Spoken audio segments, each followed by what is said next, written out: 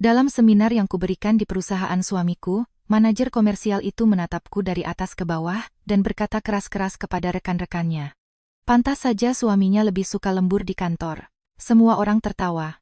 Aku melangkah mendekatinya, tersenyum, dan menanyakan satu pertanyaan. Senyumnya mati seketika, tetapi apa yang terjadi pada menit-menit berikutnya menghancurkan jauh lebih dari sekadar karirnya. Tapi agar kalian paham bagaimana aku bisa sampai di momen itu, aku harus mundur beberapa minggu, tepatnya 4 minggu. Malam saat ibu mertuaku menelepon sambil menangis. Waktu itu hari Selasa. Jam 7 malam. Aku sedang duduk di sofa dengan segelas wine menonton film acak yang bahkan judulnya sudah kulupa. Bima sudah mengirim pesan, memberitahu bahwa dia akan pulang telat. Rapat penting, seperti biasa. Teleponku berdering. Di layar tertera nama ibu mertuaku. Ibu Maya tidak pernah menelepon jam segitu. Sebenarnya, Ibu Maya tidak pernah menelepon tanpa memberitahu sebelumnya. Aku mengangkatnya dengan perasaan cemas. Laras. Suaranya terdengar pecah. Maaf ibu menelepon jam segini, tapi ibu tidak punya teman bicara. Perutku terasa dingin. Ibu Maya bukanlah tipe orang yang mudah menangis. Dalam 7 tahun pernikahan kami, aku tidak pernah mendengarnya seperti ini, bahkan saat anjing kesayangannya mati, atau saat lengannya patah. Ibu Maya adalah tipe wanita yang menelan semuanya dan terus melangkah maju, tapi malam itu dia terisak. Ada apa, Bu Maya? Hening, suara isakan tertahan. Sebuah tarikan napas panjang, tarikan napas yang kita lakukan saat berusaha keras mengendalikan diri agar tidak hancur berantakan. Ibu rasa Pak Ridwan selingkuh. Aku mematung. Pak Ridwan? Ayah mertuaku yang lurus, gila kerja, yang selalu berbicara tentang etika dan tanggung jawab. Pak Ridwan yang sama, yang menghabiskan lebih banyak waktu di kantor daripada di rumah dan sepertinya tidak punya ketertarikan lain selain spreadsheet data dan rapat. Reaksi pertamaku adalah berpikir bahwa dia pasti keliru. Tetapi sesuatu dalam suaranya memberitahuku bahwa ini bukan sekadar paranoia.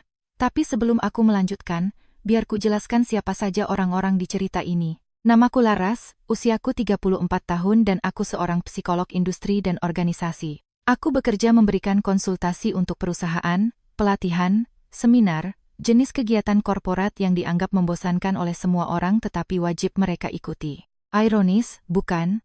Aku mengajari orang bagaimana berperilaku di tempat kerja. Dan justru itulah yang memberiku senjata untuk melakukan apa yang kulakukan kemudian. Aku telah menikah dengan Bima selama 7 tahun. Belum punya anak. Kami selalu menundanya, selalu ada hal lain yang lebih mendesak. Bima bekerja di perusahaan keluarga sejak dia lulus kuliah. Dia sering lembur, hampir setiap malam, dan aku tidak pernah mempertanyakannya. Kukira itu wajar. Selalu seperti itu. Aku punya hubungan yang sangat baik dengan Ibu Maya, ibu mertuaku. Kami sering mengobrol, minum kopi bersama, kadang saling bertukar pesan. Dia lebih seperti ibu bagiku daripada ibuku sendiri. Sedangkan dengan Pak Ridwan, ayah mertuaku, hubungannya lebih formal. Dia sopan, tapi berjarak. Dia selalu tampak seperti pria yang dingin, terlalu fokus pada pekerjaannya untuk peduli pada hal lain. Jadi, ketika Ibu Maya meneleponku sambil menangis pada hari Selasa itu, aku ingin membantu. Aku harus membantu. Bu Maya, Ibu yakin? Tanyaku mencoba menjaga suaraku tetap tenang. Ibu tidak yakin. Makanya ibu belum melabraknya. Tapi intuisi ibu tidak pernah salah, Laras. Tidak pernah, dia menceritakan tanda-tandanya. Pak Ridwan berubah, lebih merawat diri. Pergi ke gym, baju baru, parfum baru. Terlalu sering bepergian untuk urusan dinas, lebih sering dari biasanya.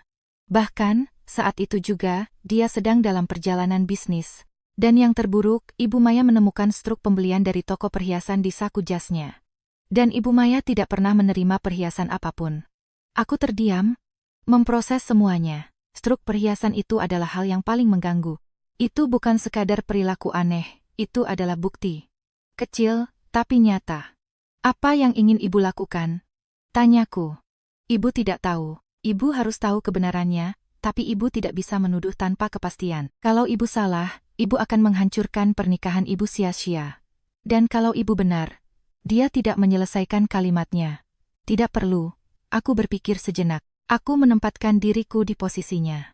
Kalau itu aku, kalau itu Bima, aku pasti ingin tahu. Ketidakpastian lebih buruk daripada kebenaran, sekeras apapun kebenaran itu. Bagaimana kalau kita menyewa detektif swasta? Ibu Maya ragu di seberang telepon. Aku hampir bisa membayangkannya mengernyitkan dahi, menganggap ide itu terlalu ekstrem. Dengan begitu, ibu punya kepastian sebelum menuduh, lanjutku. Kalau ternyata bukan apa-apa, tidak ada yang perlu tahu. Ibu bisa membuang kecurigaan itu dan terus melangkah. Keheningan yang panjang. Aku mendengar napasnya yang berat. Baiklah, ayo kita lakukan. Aku kenal seorang detektif yang bagus. Rekan kerjaku pernah menggunakan jasanya saat proses perceraian. Orang itu sangat berhati-hati, profesional, dan berhasil mendapatkan cukup bukti agar temanku memenangkan segalanya dalam perceraian. Bu Maya, aku kenal seorang detektif. Biar aku hubungi dia sekarang untuk melihat apakah dia tersedia. Aku menutup telepon dari Ibu Maya dan mencari kontak di ponselku. Ketemu, aku meneleponnya. Dia mengangkat pada dering pertama. Aku menjelaskan situasinya secara garis besar. Tanpa menyebut nama, tanpa detail. Aku hanya bilang butuh menyelidiki dugaan perselingkuhan dan ini mendesak. Bisa saya bertemu dengan kalian besok? Katanya. Di tempat yang tertutup. Kedai kopi, restoran, terserah kalian. Kami sepakat bertemu di sebuah kedai kopi yang jauh dari lingkungan rumah kami, jam 10 pagi. Aku menutup telepon dan mengirim pesan ke Ibu Maya dengan alamat dan waktunya. Lalu aku hanya menatap dinding. Film di TV masih berputar, tapi aku tidak lagi memperhatikannya. Kepalaku dipenuhi ribuan pikiran. Pak Ridwan selingkuh dari Ibu Maya. Apakah mungkin? Tentu saja mungkin. Semua orang punya potensi untuk selingkuh. Aku hanya tidak pernah menyangka bahwa dia, dari semua orang, akan melakukannya. Bima pulang 2 jam kemudian. Aku sudah diranjang membaca buku. Dia mandi, berbaring di sebelahku, menciumku, dan langsung tertidur dalam hitungan menit. Aku terjaga sampai dini hari, memikirkan ibu mertuaku dan betapa besar masalahnya jika Pak Ridwan benar-benar selingkuh. Keesokan harinya, aku bertemu Ibu Maya di kedai kopi yang jauh dari kompleks, tempat di mana tidak ada yang mengenal kami. Dia memakai kacamata hitam meskipun berada di dalam kafe. Matanya pasti bengkak karena menangis. Dia gugup, mengaduk-aduk cangkir kopinya tanpa meminumnya, tetapi ada tekad di wajahnya yang sangat kukenali. Dia telah mengambil keputusan dan tidak akan mundur. Detektif itu datang dan duduk di meja kami. Apa yang ingin kalian ketahui? Tanyanya langsung ke intinya. Saya ingin tahu apakah suami saya berselingkuh, kata Ibu Maya. Dengan siapa? Di mana? Kapan? Saya butuh bukti. Ceritakan sedikit tentang rutinitasnya. Di mana dia menghabiskan sebagian besar waktunya? Di kantor. Dia hampir seperti tinggal di sana. Dia di sana seharian, terkadang bepergian untuk dinas luar kota. Hidupnya berputar di sekitar kantor itu. Detektif itu terdiam sejenak, memproses. Kalau dia menghabiskan begitu banyak waktu di perusahaan, lebih baik saya menyusup ke sana. Sebagai petugas kebersihan atau OB, office boy. Tidak ada yang memperhatikan orang yang mengepel lantai. Dengan begitu saya bisa mengamati dinamika internal dan mengikutinya saat dia keluar. Ibu Maya setuju. Dia bilang akan berbicara dengan manajer HRD untuk mempekerjakannya sebagai petugas kebersihan. Manajer HRD itu sangat bisa dipercaya, sudah bekerja dengan Ibu Maya bertahun-tahun. Dia memberikan semua informasi, foto-foto Pak Ridwan, alamat perusahaan, rutinitas umum, jadwal kerja. Saya bisa mulai segera, kata detektif itu. Aku membayar setengah dari biaya detektif itu. Ibu Maya terlalu terguncang untuk memikirkan uang saat itu, dan aku benar-benar ingin membantunya. Setelah detektif itu pergi, Ibu Maya menatapku dengan mata berkaca-kaca. Bagaimana kalau ini benar, Laras? Bagaimana kalau dia benar-benar selingkuh? Aku menggenggam tangannya. Kalau benar, kita putuskan bersama apa yang harus dilakukan. Ibu tidak sendirian. Aku pulang dan tidak menceritakan apapun kepada Bima. Aku tidak ingin melibatkannya sampai aku yakin. Bagaimanapun, itu adalah ayahnya. Kalau ternyata hanya alarm palsu, tidak perlu menciptakan masalah di antara mereka tanpa alasan. Betapa aku tidak tahu apa yang sedang menanti. Detektif itu mulai bekerja di perusahaan 2 hari kemudian, pada shift pagi. Sebagai petugas kebersihan alidaya, dia luput dari perhatian sejak hari pertama.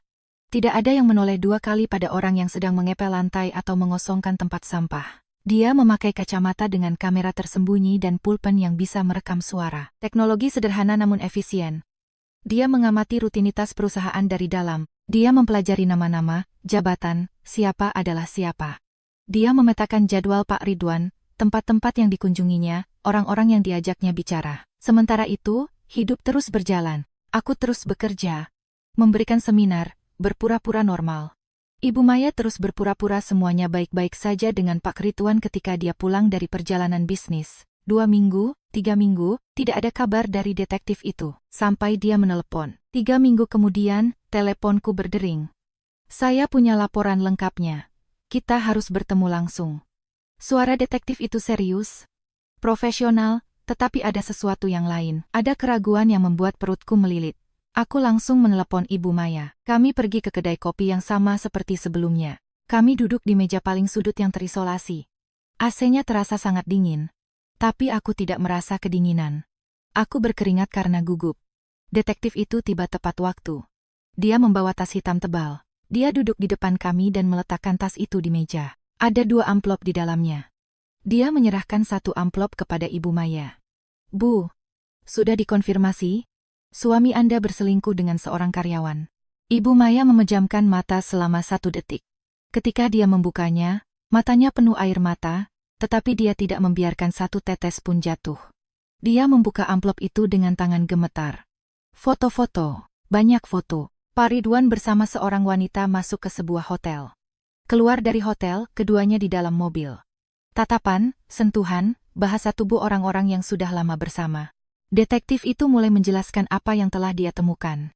Setiap kali suami Anda keluar dari perusahaan, saya ikut keluar. Saya berpura-pura mau makan siang, ke bank, alasan apa saja, dan mengikutinya. Dia menunjuk ke foto-foto itu sambil bercerita. Hari Senin, dia pergi makan siang di sebuah restoran. Dia bertemu dengan seorang karyawan perempuan di sana. Keduanya makan siang bersama, mengobrol, tertawa. Tampak seperti makan siang bisnis biasa. Dia beralih ke foto berikutnya. Hari Selasa, dia keluar dari kantor pada jam makan siang lagi. Tetapi kali ini pergi ke hotel. Masuk sendirian. 10 menit kemudian, wanita yang sama dari restoran itu muncul. Masuk ke hotel juga. Ibu Maya meremas tanganku dengan kuat. Mereka berada di dalam selama 2 jam. Suami Anda keluar lebih dulu. 5 menit kemudian, wanita itu keluar secara terpisah, seolah-olah mereka tidak saling kenal. Detektif itu berhenti sejenak. Lalu saya mencari tahu siapa wanita ini. Dia adalah manajer komersial, Melati Siregar. Dia berkeliling ke semua lantai karena jabatannya. Tidak ada yang curiga jika dia mengobrol dengan para direktur. Itu bagian dari pekerjaannya. Dia melanjutkan, di dalam perusahaan keduanya sangat berhati-hati. Tatapan yang berlangsung terlalu lama, sentuhan halus saat berpapasan, obrolan berbisik. Wanita itu masuk ke ruangan suami Anda dan berada di sana terlalu lama untuk ukuran rapat kerja biasa, tetapi tidak ada yang eksplisit. Suami Anda berhati-hati, dia tidak mengambil risiko tertangkap basah di kantor. Pertemuan yang sebenarnya terjadi di luar. Pada minggu-minggu berikutnya, saya memastikan polanya. Setiap Selasa dan Kamis, dia keluar untuk makan siang dan pergi ke hotel yang sama. Wanita itu selalu muncul 10 menit kemudian. Mereka di sana 2 jam, keluar terpisah. Detektif itu mengeluarkan lebih banyak foto dari amplop. Lalu ada perjalanan dinas pertamanya. Saya mengikutinya. Dia meletakkan foto-foto di atas meja. Dia menyetir ke kota tetangga, sekitar 1 jam perjalanan ke arah Bogor. Dia menginap di hotel pinggir jalan yang mewah. Saya parkir di seberang jalan dan terus mengawasi. Foto berikutnya. Pada malam yang sama, coba tebak siapa yang muncul di hotel? Melati. Dia parkir, langsung naik ke atas, dan menghabiskan malam di sana. Ibu Maya memejamkan mata sesaat.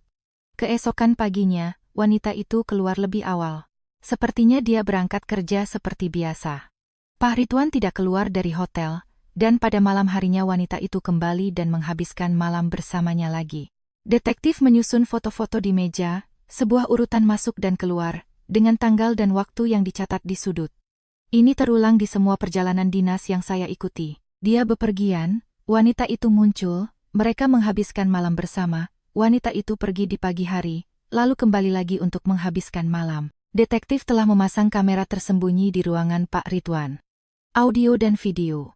Dia berhasil mendapatkan rekaman percakapan intim, rencana pertemuan berikutnya, dan deklarasi cinta. Ibu Maya melihat foto-foto itu dalam diam. Halaman demi halaman, air mata mengalir di wajahnya, tetapi dia tidak bersuara. Dia hanya melihat, menyerap setiap gambar seolah itu adalah tikaman pisau. Aku menggenggam tangannya. Aku tidak tahu harus berkata apa.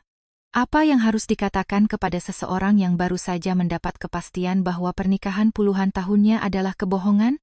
Kemudian detektif itu mengambil amplop kedua dan menyerahkannya kepadaku. Aku menatapnya tanpa mengerti mengapa ada amplop untukku. Selama investigasi, saya menemukan satu hal lagi, kata detektif itu. Suaranya lebih lembut sekarang, hampir penuh belas kasihan.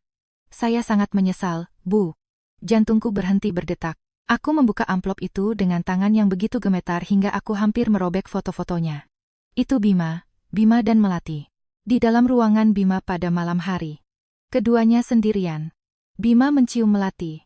Bima dengan tangannya di pinggang Melati. Bima tersenyum pada wanita itu dengan cara yang sudah bertahun-tahun tidak dia tunjukkan padaku.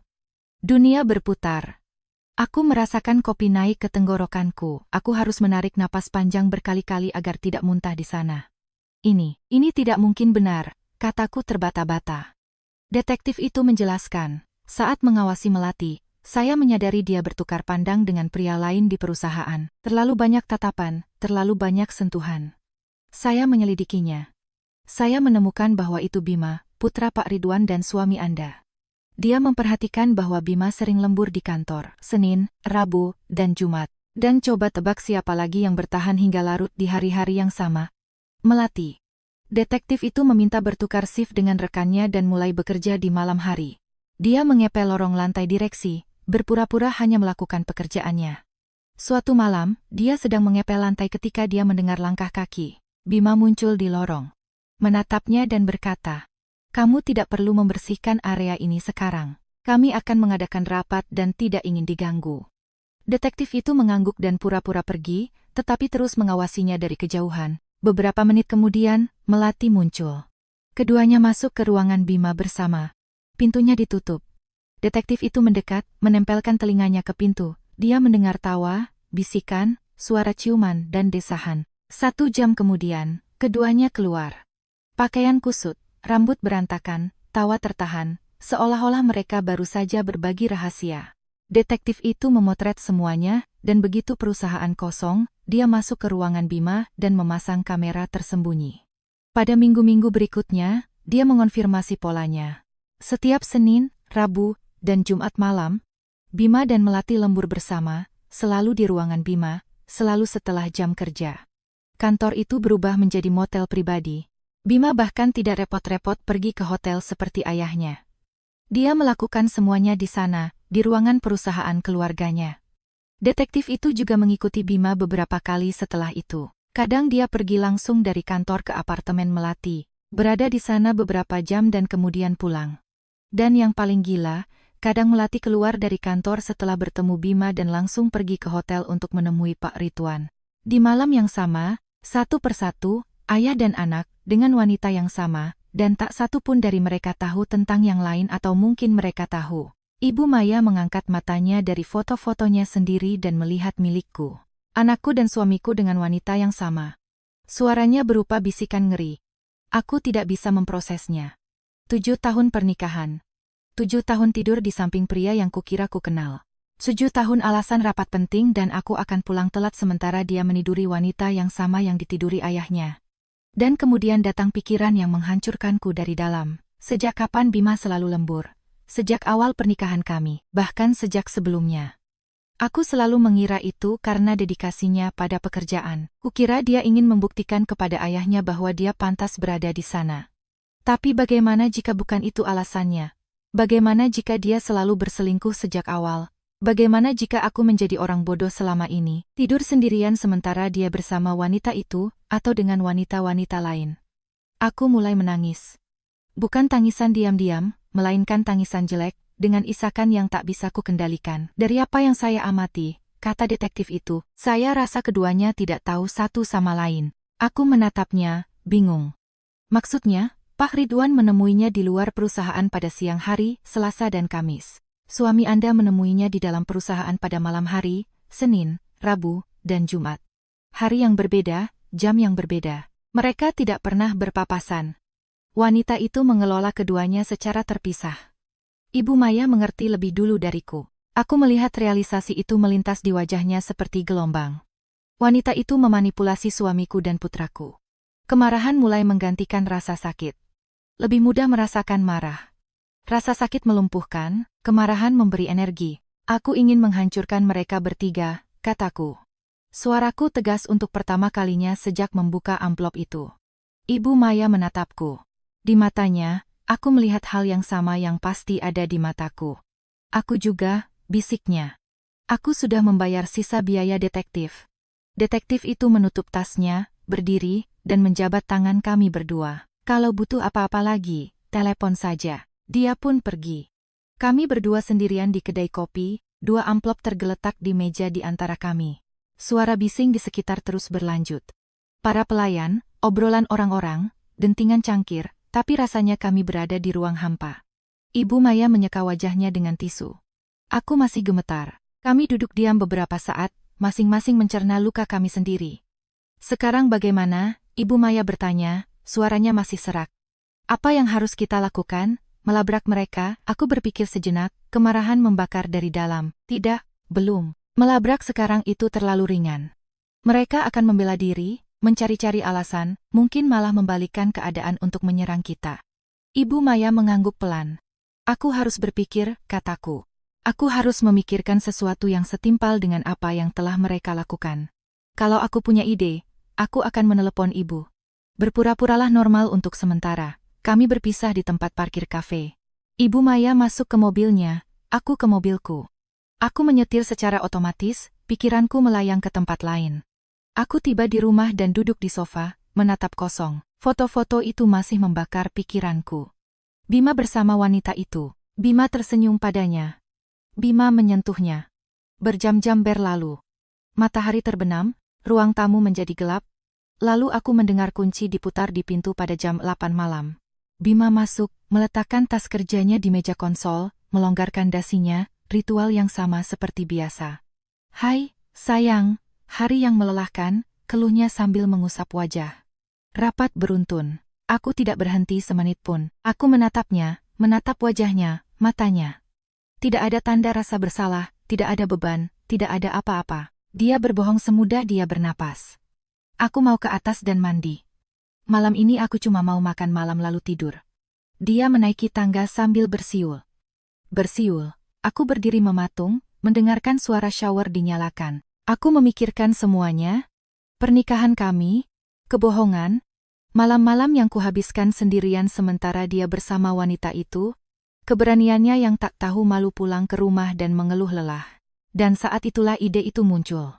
Ini tidak akan menjadi pelabrakan biasa, ini akan menjadi eksekusi publik. Rencana itu terbentuk di kepalaku sepanjang malam. Setiap detail, setiap momen. Aku tidak tidur sama sekali. Keesokan harinya, segera setelah Bima berangkat kerja, aku menelepon Ibu Maya. Bu Maya, aku punya ide. Apa itu? Bagaimana kalau aku memberikan seminar di perusahaan? Hening di seberang sana. Seminar tentang apa? Tentang pelecehan dan hubungan yang tidak pantas di lingkungan kerja. Tapi bagaimana itu bisa mempermalukan mereka? Aku tersenyum. Untuk pertama kalinya sejak minum kopi dengan detektif, aku benar-benar tersenyum. Serahkan padaku, Bu. Aku tahu persis apa yang harus dilakukan dan Ibu akan menyukainya. Cukup beritahu HRD dan atur jadwal untuk pelatihan wajib. Aku yang urus sisanya. Dia setuju. Dia bilang akan menelepon HRD untuk menjadwalkan training compliance wajib untuk minggu depan. Pelatihan kepatuhan? Hal membosankan yang harus dilakukan setiap perusahaan besar. Tidak ada yang akan curiga. Kemudian, Ibu Maya meneleponku kembali. Semuanya beres. Seminarnya dijadwalkan minggu depan. Sempurna, jebakan sudah terpasang, tinggal dieksekusi. Aku mengerjakan slide presentasi sendirian di rumah, selalu saat Bima tidak ada, yang mana itu tidak sulit, dia hampir tidak pernah ada di rumah. Sungguh aneh, sekarang aku mengerti semua kata aku akan pulang telat itu dengan cara yang sama sekali berbeda. Setiap kali dia mengirim pesan memberitahu bahwa dia akan pulang malam, aku tahu persis apa yang dia lakukan, dengan siapa dia, di mana, dan aku menggunakan waktu itu untuk merancang kehancurannya. Aku menyiapkan 45 slide, presentasi yang sangat profesional. Aku berbicara dengan Ibu Maya setiap hari. Kami saling menguatkan, dia juga berpura-pura normal dengan Pak Ridwan. Tidur di ranjang yang sama, makan malam di meja yang sama, tersenyum saat dia menceritakan bagaimana harinya berjalan. Kamu tidak tahu betapa sulitnya menatap wajahnya dan tidak meludahinya, katanya padaku suatu malam. Aku bisa membayangkannya, Bu, jawabku, karena aku melakukan hal yang sama setiap hari. Hari-hari berlalu dengan lambat. Kecemasan begitu besar. Setiap menit terasa seperti 1 jam. Aku merevisi slide secara kompulsif, memastikan semuanya sempurna. Akhirnya tibalah malam sebelum hari H. Aku tidak bisa tidur. Bima berada di sampingku di ranjang, tidur nyenyak, napasnya pelan, wajahnya rileks tidur lelapnya orang-orang tak berdosa, atau orang yang mengira tidak akan pernah ketahuan. Aku menatapnya dalam kegelapan untuk waktu yang lama, wajah yang telah kukenal selama 10 tahun, bibir yang telah kucium ribuan kali, tangan yang memelukku setiap malam, tangan yang sama yang menyentuh wanita lain saat dia lembur di kantor. 7 tahun bersama dan aku ternyata tidak mengenal pria ini. Aku merasa marah, sedih, jijik, campuran dari segalanya yang membuat perutku mual, tetapi aku juga merasakan hal lain, sebuah ketenangan yang aneh, karena aku tahu bahwa dalam beberapa jam, semuanya akan berubah. Besok dia akan tahu bahwa aku mengetahui segalanya, dan melihat reaksinya akan sepadan dengan setiap malam tanpa tidur ini. Aku memejamkan mata dan menunggu pagi. Aku bangun sebelum alarm berbunyi. Sebenarnya, aku tidak yakin apakah aku benar-benar sempat tidur. Aku mandi cukup lama, membiarkan air panas mengalir di punggungku sampai kulitku memerah. Aku bersiap-siap dengan hati-hati. Pakaian serius, blazer hitam, celana bahan, sepatu hak rendah, riasan ringan namun profesional, rambut dicepol tampilan seorang konsultan ahli, tampilan seseorang yang memegang kendali. Bima menatapku saat kami sarapan. Untuk pertama kalinya dalam berminggu-minggu, dia tampak benar-benar melihat, "Kamu rapi sekali hari ini. Ada acara penting." "Aku ada jadwal seminar." Jawabku dengan nada biasa. "Seminar tentang pelecehan di tempat kerja. Pasti akan sangat menjanjikan." Dia bahkan tidak bertanya di mana, atau untuk perusahaan apa. Keren. "Semua perusahaan seharusnya memakai jasamu. Semoga berhasil, sayang."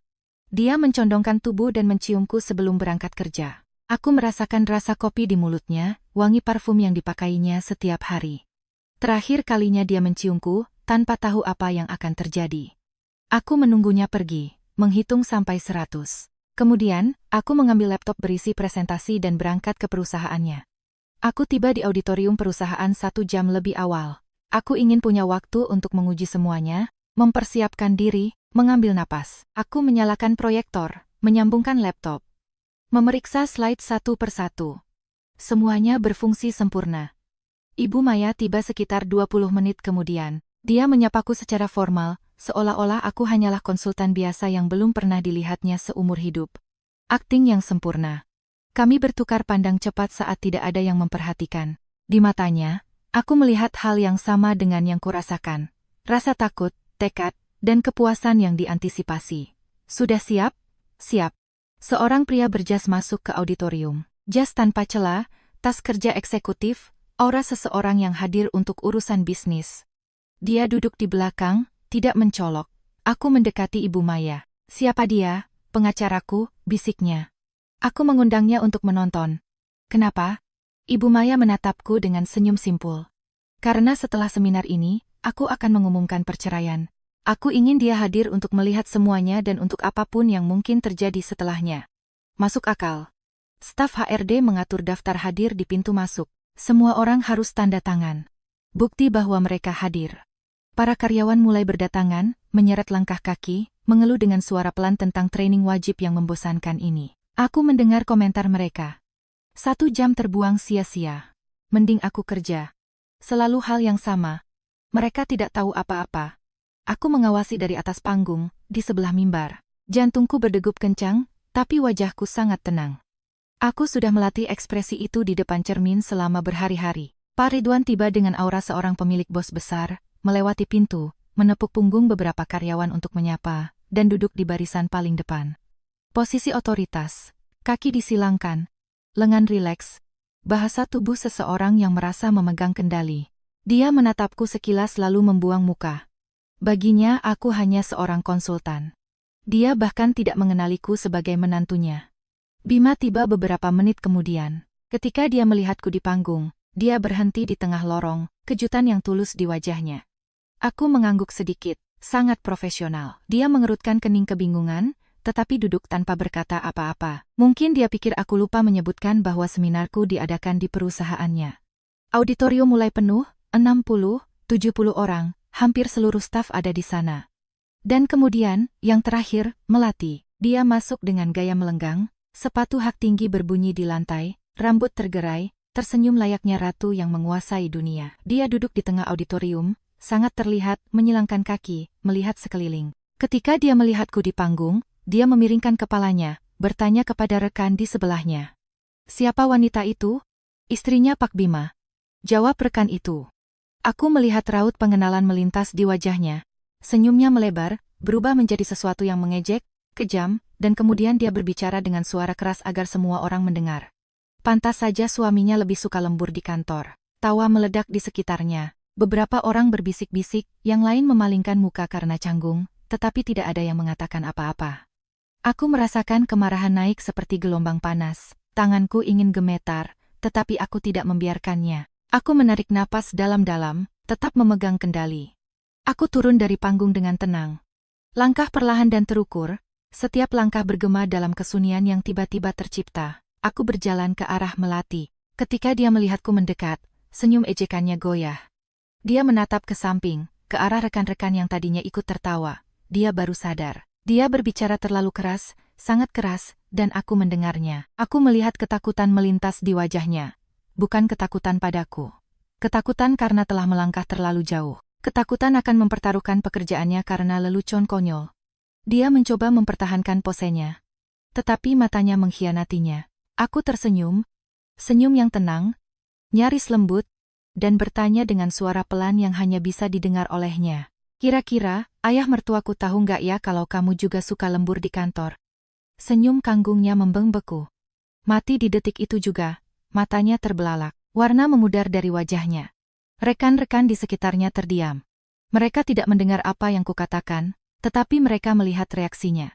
Mereka melihat ketakutan muncul. Aku kembali ke panggung tanpa menunggu jawaban, tanpa menoleh ke belakang. Ketika aku sampai di mimbar, aku menatap ke seluruh auditorium. Melati pucat pasi, menggigit bibirnya. Seberapa banyak yang aku tahu, dia akan segera mengetahuinya. Aku mengambil mikrofon. Suaraku keluar dengan tegas, profesional. Selamat siang semuanya. Nama saya Larasati.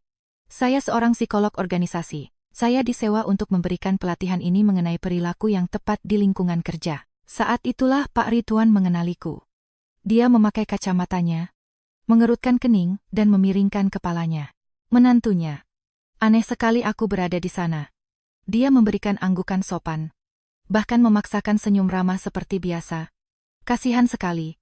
Dia sama sekali tidak tahu apa yang akan terjadi. Aku membalas anggukannya, tetap profesional. Dia menyimpan kembali kacamatanya dan menyandarkan tubuh di kursi. Lagi pula, perusahaan ini sudah beberapa kali menggunakan jasaku sebelumnya. Tidak ada yang terlalu aneh.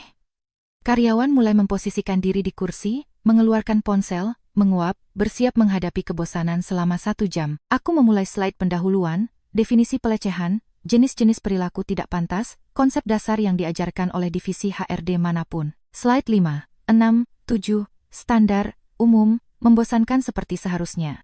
Pak Ridwan mengambil ponselnya dan mulai membalas email. Bosan. Bima melirik jam dinding dengan tidak sabar.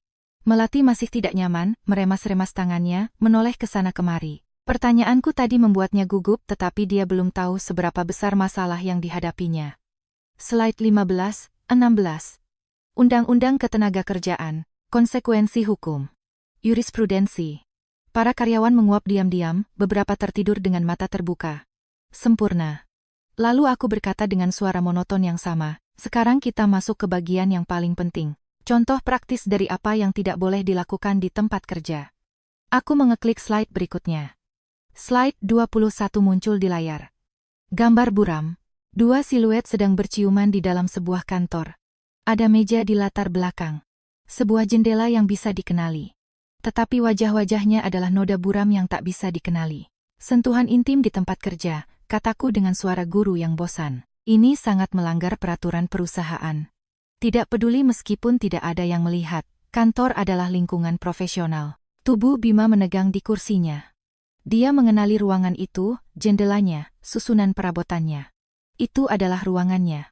Karyawan-karyawan tidak menyadari apa-apa. Seseorang berbisik, wah, gambarnya kelihatan nyata banget. Slide 22. 2 siluet keluar dari ruangan di malam hari. Penyalahgunaan fasilitas perusahaan, kataku, ruangan, kantor, area umum, semua ini adalah aset perusahaan. Ini bukan tempat untuk pertemuan pribadi. Aku menunjuk ke slide. Perhatikan gambar ini. Dua orang keluar dari ruangan tertutup dengan pakaian yang terlihat berantakan. Ini adalah bentuk rasa tidak hormat terhadap lingkungan kerja, terhadap rekan kerja yang akan menggunakan ruangan tersebut keesokan harinya, terhadap perusahaan yang membayar tagihan listrik sementara mereka di sana melakukan entah apa. Beberapa karyawan tertawa pelan. Dan jangan berpikir tidak ada yang melihat. Kamera keamanan, tim kebersihan, satpam malam. Selalu ada seseorang yang mengetahuinya. Bima mengenali pintu itu. Itu ruangannya, mengenali siluet laki-laki itu, tubuhnya sendiri, posturnya sendiri, dan mengenali siluet di sebelahnya. Dia menjadi pucat. Aku melihat keringat mengucur di dahinya. Seorang karyawan wanita berkomentar pelan, "Astaga, dia pakai AI buat bikin gambar ini ya. Mirip banget sama kantor kita." Seorang karyawan pria tertawa pelan. Bayangin ada orang sebodoh itu, ngelakuin gituan di dalam kantor. Slide 23. Gambar buram pasangan yang memasuki sebuah hotel. Fasad depan hotelnya sangat jelas terlihat. Pak Ridwan menegang, menyimpan ponselnya, dan memakai kacamatanya. Dia mengenali hotel itu. Itu adalah tempat dia bertemu Melati. Banyak yang berpikir, kalau terjadi di luar perusahaan, itu bukan masalah perusahaan. Salah. Aku membiarkan kata itu bergema. Kebijakan perusahaan sangat jelas. Hubungan antar karyawan harus dilaporkan ke HRD. Dan hubungan antara orang-orang dari tingkat hierarki yang berbeda sangat dilarang. Tidak peduli apakah pertemuan itu di hotel, di restoran, atau di rumah salah satunya. Jika kalian bekerja bersama, perusahaan berhak tahu. Aku beralih ke poin berikutnya. Kenapa? Karena apa yang terjadi di luar jam kerja mempengaruhi apa yang terjadi di dalam. Ketegangan, kecemburuan, putus cinta yang berantakan. Semua itu masuk melalui pintu perusahaan bersama kalian. Belum lagi kasus di mana salah satu pihak sudah menikah dengan orang lain. Kalau begitu, itu bukan hanya melanggar etika, itu adalah bom waktu yang menunggu untuk meledak. Pak Ridwan menatap Melati. Wanita itu berkeringat, mengusap-usap lehernya. Perilaku semacam ini tidak hanya memenggaruhi mereka yang terlibat, kataku, itu memenggaruhi seluruh dinamika perusahaan, kepercayaan antar rekan kerja, produktivitas, dan lingkungan kerja secara keseluruhan. Para karyawan terus berkomentar dengan kagum. Narasumbernya niat banget. Foto-fotonya mirip banget sama gedung kita. Jangan-jangan dia datang ke sini dulu buat ngambil foto referensi, mereka sama sekali tidak tahu bahwa itu adalah foto asli. Dari panggung, aku mengawasi kedua pria itu. Pak Ridwan telah mengenali foto hotel. Aku melihat tubuhnya menegang saat fasad hotel muncul. Namun saat foto-foto ruangan di malam hari muncul, dia mengernyit bingung. Itu bukan dia. Bima sebaliknya, dia mengenali foto ruangannya. Tetapi saat foto hotel muncul, dia memasang wajah tidak mengerti. Namun, keduanya mengenali satu hal siluet wanita itu. Siluet yang sama di semua foto, tubuh yang sama, postur yang sama. Melati. Aku melihat detik yang tepat ketika mereka mulai menyadari semuanya. Ayah dan anak saling menatap. Dan di mata mereka, aku melihat pemahaman itu datang perlahan, lalu tiba-tiba menghantam. Mereka meniduri wanita yang sama. Aku melanjutkan presentasi dengan suara yang sangat tenang, profesional, dan tak tergoyahkan. Slide 24. Perilaku tidak pantas akan berakibat pada pemecatan tidak hormat, terlepas dari jabatan atau masa kerja di perusahaan. Aku menatap lurus ke arah Melati saat mengatakan itu. Dia memalingkan pandangan, tubuhnya gemetar. Aku menyelesaikan slide terakhir, prosedur pelaporan, jalur komunikasi, kebijakan perusahaan. Aku mengambil jeda panjang. Menatap ke seluruh penjuru auditorium. Saya harap semua orang telah memahami pesan ini. Terima kasih atas perhatian Anda. Tepuk tangan yang sopan dan otomatis terdengar. Tidak ada yang tahu apa yang sebenarnya baru saja terjadi, kecuali 3 orang yang sedang hancur dari dalam. Acara selesai, para karyawan mulai berdiri, meregangkan kaki, mengambil ponsel, dan kembali bekerja. Pak Ridwan berdiri dari barisan depan. Wajahnya merah padam, tangannya mengepal. Dia berjalan ke arahku dengan langkah keras, mendorong kursi-kursi di jalannya. Siapa yang menyuruhmu mengadakan seminar ini? Suaranya bergema di auditorium. Karyawan-karyawan berhenti bergerak, menoleh ke arahnya. Pak Ridwan tidak pernah lepas kendali seperti ini. Pak Ridwan selalu dingin, selalu tenang. Tapi Pak Ridwan tidak lagi tenang. Aku membuka mulut untuk menjawab, tetapi suara lain mendahuluiku. Aku yang menyuruhnya, Ridwan. Ada masalah, itu suara Ibu Maya. Dia muncul di belakang suaminya, berjalan dari belakang auditorium. Suaranya tenang, posturnya tegak. Tatapan matanya seperti es murni. Pak Ridwan berbalik. Ketika dia melihat istrinya, wajahnya menjadi seputih kertas. Maya, apa yang kamu? Aku tahu semuanya, Ridwan. Keheningan absolut menguasai auditorium. Semua orang menonton. Pak Ridwan menelan ludah. Kalian merencanakan ini bersama? Ibu Maya tidak menjawab. Tidak perlu. Kemudian, Bima berlari dari belakang auditorium, mendorong karyawan lain, menjatuhkan sebuah kursi. Wajahnya berkerut karena marah. Dia langsung menuju ayahnya dan mendaratkan pukulan tepat di tengah wajahnya. Pak Ridwan jatuh ke lantai, darah memuntrat dari hidungnya. Bapak selingkuh di belakang ibuku, dasar bajingan. Karyawan mengangkat ponsel, mulai merekam, teriakan, jeritan kaget terdengar. Pak Ridwan berdiri terhuyung-huyung, menyeka darah dari bibirnya dengan punggung tangannya. Matanya menatap Bima dengan penuh amarah. Dan kamu juga selingkuh dari istrimu, dasar munafik sialan, itu beda. Beda bagaimana? Bisikan menyebar ke seluruh auditorium seperti api di padang rumput kering. CEO dan direktur selingkuh dari istri-istri mereka. Aku mengamati semuanya dari panggung. Kekacauan, rahasia yang terbongkar, kehancuran yang telah kurencanakan terjadi tepat seperti yang kubayangkan. Dan aku tidak merasa menyesal, tidak merasa kasihan, hanya ada kepuasan. Kalian berdua sangat menjijikkan, kataku dengan suara sedingin es yang memotong kegaduhan itu. Bima menoleh padaku. Laras, kenapa kamu melakukan ini? Aku berjalan mendekatinya, menatap mata pria yang dulu kukira ku cintai. Untuk memperingatkan perusahaan tentang apa yang tidak boleh dilakukan di tempat kerja, jawabku dengan senyum sarkastis. Bukankah itu yang selalu kamu bilang sebagai keahlian terbaikku? Kamu tidak perlu membongkar semuanya seperti ini di depan semua orang. Di perusahaanku. Ibu Maya melangkah maju, suaranya menggelegar layaknya guntur. Perusahaanku. Kalian berdua dipecat mulai saat ini juga. Pak Ridwan menatapnya tak percaya, darah masih mengalir dari bibirnya. Kamu tidak bisa memecatku. Aku yang memimpin perusahaan ini selama 15 tahun. Ibu Maya tertawa. Tawa yang kering, tanpa humor sedikit pun.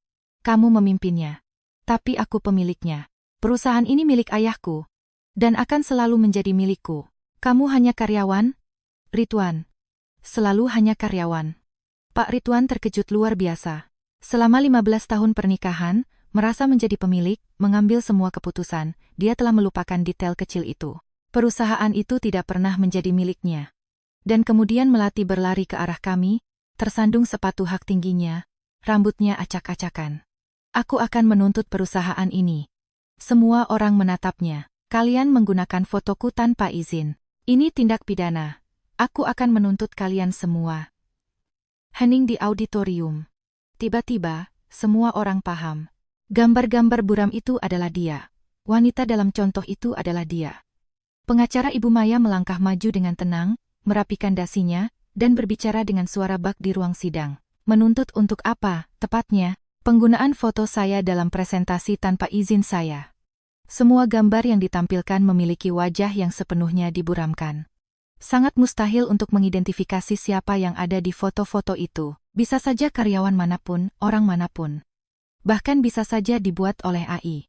Pengacara itu mengambil jeda dramatis. Namun, Anda baru saja mengonfirmasi di depan puluhan saksi mata bahwa Andalah yang ada di gambar-gambar tersebut. Anda membongkar identitas Anda sendiri. Tidak ada yang menyebut nama Anda. Anda yang mengidentifikasi diri Anda sendiri. Jika Anda diam saja, tidak akan ada yang tahu bahwa itu Anda. Melati membuka mulutnya, menutupnya lagi. Dia membukanya lagi. Tidak ada suara yang keluar. Karyawan saling berbisik. Beberapa tertawa terang-terangan.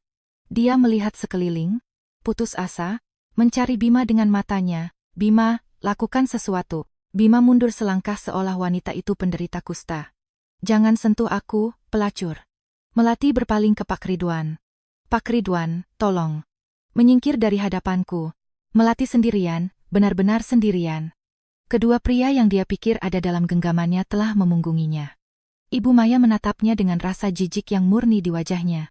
Kamu dipecat karena perilaku tidak pantas di lingkungan kerja. Security, antar wanita ini ke pintu keluar. Dia punya waktu 10 menit untuk mengemasi barang-barang pribadinya dan keluar dari gedung ini. Dua petugas keamanan mendekat. Mereka memegang lengan Melati dengan tegas, tapi tanpa kekerasan. Dia pergi sambil menangis, diseret menyusuri lorong, di depan semua rekan kerja yang dia pikir mengaguminya, rekan-rekan yang sama yang sekarang merekam penghinaannya. Ibu Maya menatap Pak Ridwan dan Bima. Keduanya berdiri, terpisah, menghindari kontak mata.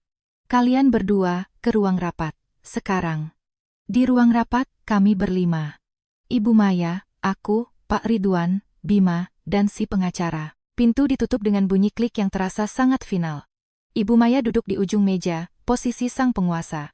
Dia menatap dua pria di keluarganya. Suaminya selama hampir 4 dekade dan putra yang dibesarkannya, dengan sikap dingin yang belum pernah kulihat sebelumnya. Hari ini juga kalian bereskan meja kalian, ambil barang-barang pribadi. Tidak ada satupun aset perusahaan yang boleh keluar dari sini. Pak Ridwan mencoba membantah. Maya, bisakah kita bicarakan ini? Tidak.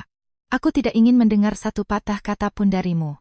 Aku tidak ingin mendengar kebohongan lagi. Tidak ingin penjelasan. Tidak ingin alasan. Pak Ridwan berdiri, mengangkat tangannya ke udara. Perusahaan ini bukan apa-apa tanpaku. Aku yang membangun semua ini. Aku yang membuat perusahaan ini besar. Ibu Maya tertawa. Tawa yang tulus kali ini, seolah suaminya baru saja menceritakan lelucon yang sangat lucu. Ridwan, perusahaan ini sudah ada sebelum kamu datang dan akan terus ada setelah kamu pergi. Kamu itu karyawan, hanya itu. Selalu hanya itu. Fakta bahwa kamu telah tidur di ranjangku selama hampir 40 tahun tidak mengubah fakta itu. Pak Ridwan membuka mulut untuk membalas, tapi tidak ada kata yang keluar. Bima angkat bicara. Ibu, aku tahu aku salah, tapi aku tahu seluk-beluk tempat ini. Aku bisa memimpin menggantikan Bapak. Tutup mulutmu. Suara Ibu Maya bagaikan lecutan cambuk. Kamu pikir aku akan menyerahkan perusahaan keluargaku ke tanganmu?